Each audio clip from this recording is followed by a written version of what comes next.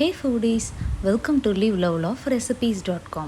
இன்றைக்கி நம்ம சேனலில் நம்ம பார்க்க போகிற ரெசிபி என்னன்னு பார்த்தீங்கன்னா ஒரு சூப்பரான உருளைக்கிழங்கு மசால்.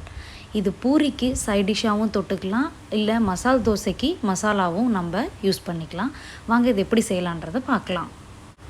ஃபர்ஸ்ட் இதுக்கு நம்ம ஒரு அகலமான பேனை ஹீட் பண்ணிக்கலாம். அதில் 4 டேபிள் ஸ்பூன்ஸ் அளவுக்கு ஆயிலை சூடு பண்ணிக்கலாம். ஆயில் நல்லா சூடானதுக்கப்புறமா கடுகு தாளித்து விடுங்க.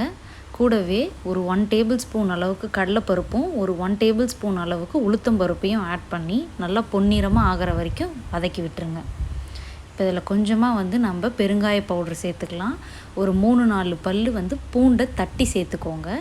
கூடவே ஒரு 2 பெரிய சைஸ் வெங்காயத்தை நல்லா நீல வாக்கில் சாப் பண்ணி வச்சுருக்கேன், அதையும் ஆட் பண்ணிக்கலாம். இப்போது இது கூடவே ஒரு கொத்து கருவேப்பிலையும் காரத்துக்கு தகுந்த மாதிரி பச்சை மிளகாவும் ஆட் பண்ணிக்கோங்க. இன்றைக்கி நான் ஒரு 4 பச்சை மிளகாய் ஆட் பண்ணியிருக்கேன். இப்போ இது எல்லாத்தையுமே சாட்டே பண்ணிக்கலாம். வெங்காயம் ப்ரௌன் கலர் ஆகணும் அப்படின்ற அவசியம் இல்லை, பட் நல்லா வதங்கி வர்றது முக்கியம்.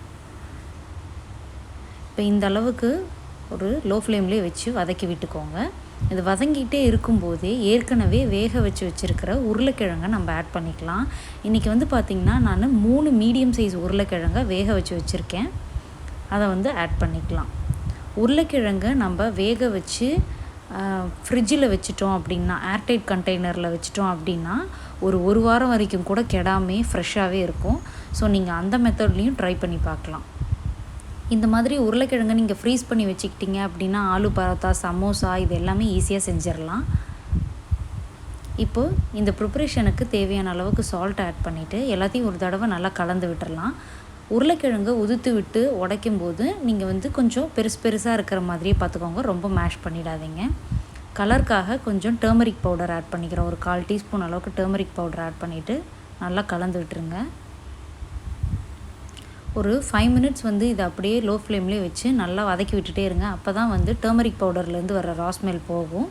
அதுக்கப்புறமா தேவையான அளவுக்கு தண்ணி ஆட் பண்ணிக்கோங்க. நான் இன்றைக்கி பார்த்திங்கன்னா ஒரு 2 கப்ஸ் ஆஃப் வாட்டர் ஆட் பண்ணிவிட்டு எல்லாத்தையும் நல்லா டைல்யூட் பண்ணி விட்டுட்டேன். இது நல்லா கொதி வரணும். ஒரு 7 to 8 மினிட்ஸ் எடுக்கும் இது நல்லா கொதி வரத்துக்கு.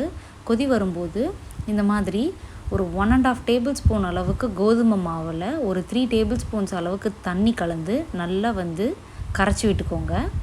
அந்த கலவையை நம்ம இந்த மசாலா உள்ளார ஆட் பண்ணிவிட்டு நல்லா கலந்து விட்டுற போகிறோம். ஒரு 3 to 4 மினிட்ஸில் இந்த மசாலா நல்லா திக்காகி வரும் நம்ம கோதுமை மாவு கலந்ததுனால. இந்த மாதிரி நல்லா கலந்து விட்டு ஒரு 3-4 நிமிஷம் நல்லா கொதிக்க விடுங்க. சில பேர் பார்த்திங்கன்னா இதில் கடலை மாவு ஆட் பண்ணுவாங்க. கடலை மாவு ஆட் பண்ணால் கடப்பா மாதிரியே இருக்கும். அதனால் நீங்கள் கோதுமை மாவு ட்ரை பண்ணி பாருங்கள். இப்போது நறுக்கின கொத்தமல்லியை ஆட் பண்ணிவிட்டு ஒரு தடவை எல்லாத்தையும் நல்லா கலந்து விட்டுட்டு ஒரு 3 நிமிஷம் கொதிக்க விட்டு நிறுத்திட்டோம் அப்படின்னா நம்மளோட சூப்பரான உருளைக்கிழங்கு மசால் ரெடி. இதை நீங்கள் மசால் தோசைக்கும் யூஸ் பண்ணிக்கலாம், பூரிக்கும் கிழங்காய் யூஸ் பண்ணிக்கலாம். ரொம்ப டேஸ்டியாக இருக்கும். இந்த மெத்தடில் ட்ரை பண்ணிவிட்டு எப்படி வந்ததுன்றதை கமெண்ட்ஸில் சொல்லுங்கள். இந்த ரெசிபி உங்களுக்கு பிடிச்சிருந்தது அப்படின்னா மறக்காமல் ட்ரை பண்ணி பார்த்துட்டு நம்ம சேனலையும் சப்ஸ்கிரைப் பண்ணுங்கள். நம்ம சேனலில் கிரேவி பிளேலிஸ்ட்டில் போய் செக் பண்ணி பாருங்கள், நிறைய கிரேவிஸ் இருக்குது. உங்களுக்கு எந்த கிரேவி பிடிக்குமோ அதை ட்ரை பண்ணி பார்த்துட்டு எப்படி வந்ததுன்னு சொல்லுங்கள். தேங்க்ஸ் ஃபார் வாட்சிங்.